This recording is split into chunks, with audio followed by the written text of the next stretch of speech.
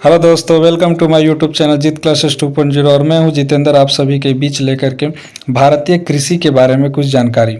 और आप हमारे बीच उपस्थित रहिए भारतीय कृषि के बारे में जानकारी प्राप्त करने के लिए, तथा इसके अलावा कुछ इम्पोर्टेंट पहलुओं पर भी हम लोग चर्चा करेंगे साथियों। तो बिना देर किए हुए हम लोग स्टार्ट करते हैं। जैसे कि आपको पता होगा, भारत के कुल क्षेत्रफल के 51% भाग पर कृषि की जाती है तथा 52% लोगों को कृषि प्रत्यक्ष या अप्रत्यक्ष रूप से रोजगार प्रदान करती है साथियों।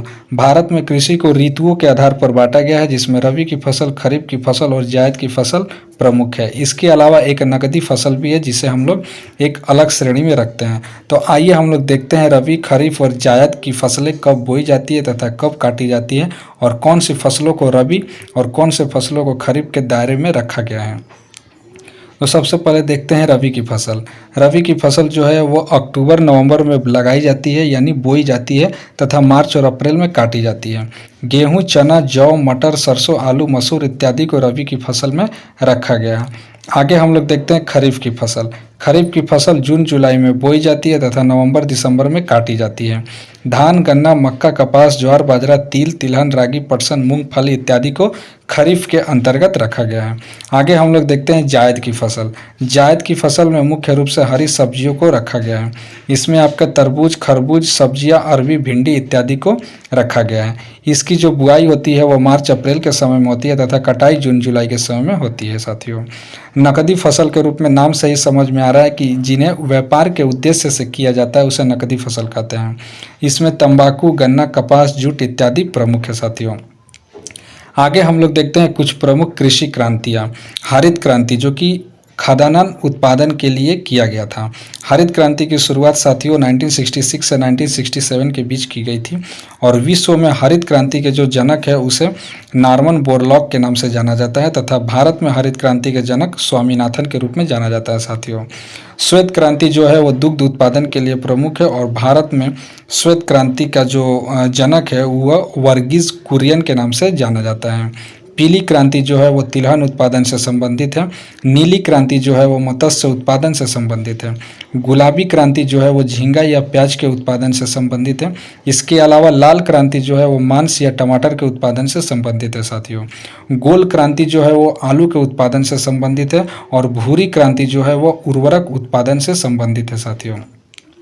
आगे हम लोग देखते हैं स्वर्ण क्रांति। स्वर्ण क्रांति जो है वो फल या बागवानी में वृद्धि के लिए इस प्रकार के क्रांति को जाना जाता है।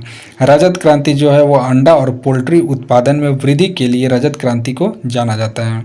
इंद्रधनुष क्रांति जो है वो कृषि के सभी क्षेत्रों में उत्पादन में वृद्धि के लिए इंद्रधनुष क्रांति के नाम से जाना गया है। इंद्रधनुष में 7 कलर होते हैं, जिसको विबग्योर के नाम से हम लोग संबोधित करते हैं। फिजिक्स में आपने पढ़ा होगा। काली क्रांति जो है वो बायोडीजल उत्पादन से संबंधित है। बादामी क्रांति जो है वो मसाला के उत्पादन से संबंधित है साथियों।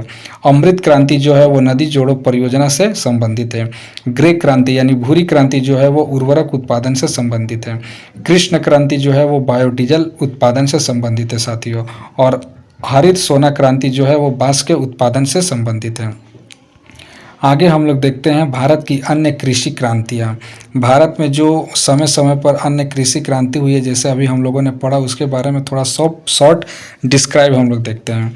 भूरी क्रांति जो है वो कृषि उर्वरकों एवं रसायनों में आत्मनिर्भरता के लिए भूरी क्रांति को शुरुआत किया गया था साथियों। रजत क्रांति जो है वो अंडे तथा मुर्गी पालन में बढ़ोतरी के लिए इस प्रकार के क्रांति की शुरुआत की गई थी भारत में। गुलाबी क्रांति झींगा मछली के उत्पादन से संबंधित है। इसे झींगा मछली के उत्पादन में बढ़ावा देने के लिए गुलाबी क्रांति की शुरुआत भारत में की गई थी। सुनहरी क्रांति को राष्ट्रीय बागवानी मिशन 2005-06 के तहत भारत में फल उत्पादन में वृद्धि के लिए यह क्रांति की शुरुआत की गई थी साथियों। आगे हम लोग देखते हैं हरित सोना क्रांति। पूर्वोत्तर भारत में बांस के उत्पादन में वृद्धि के लिए इसे शुरू किया गया था साथियों। बादामी क्रांति जो है वो मसाला उत्पादन में आत्मनिर्भरता के लिए इसे स्टार्ट किया गया था।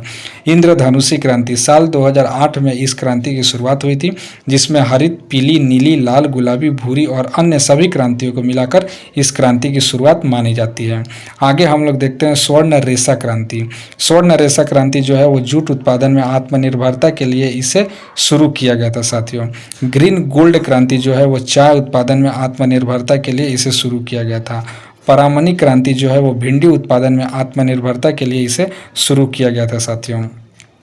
आगे हम लोग देखते हैं व्हाइट गोल्ड क्रांति। यह कपास उत्पादन में आत्मनिर्भरता के लिए इस प्रकार की क्रांति को स्टार्ट किया गया था। सदाबहार क्रांति जो है वो समग्र कृषि विकास में आत्मनिर्भरता हेतु इस प्रकार के क्रांति को स्टार्ट किया गया था। और आगे देखते हैं सेफ्रॉन क्रांति, जिसमें केसर उत्पादन में वृद्धि के लिए इस प्रकार की क्रांति की शुरुआत की गई थी साथियों। स्वर्ण क्रांति जो कि फल और शहद उत्पादन में वृद्धि के लिए मानी जाती है। आगे आज का वीडियो कैसा लगा मैं कमेंट करके जरूर बताइएगा, और अगर आपने अब तक हमारे इस चैनल को सब्सक्राइब नहीं किया है तो प्लीज़ कर दे, ताकि आपको ऐसे ही वीडियो का नोटिफिकेशन प्राप्त होता रहे साथियों। धन्यवाद।